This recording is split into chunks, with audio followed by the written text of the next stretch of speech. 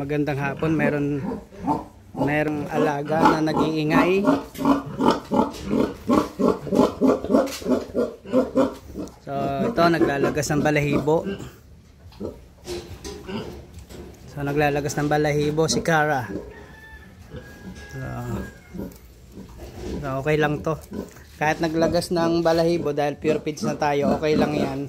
Once na maglandi siya ay papakasanan natin kasi magbubuntis din siya basta pure feeds ang gamit. Yan, so kita nyo mapula-pula na yung ari. Start na siyang maglandi. Check natin kung standing hit to kasi dalawa silang winalaya ng biig. So yan, itong isa lalandi na rin yan.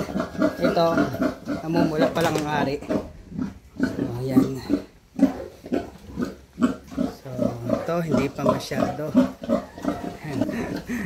Nasakyan natin, hindi pa siya masyado malikot.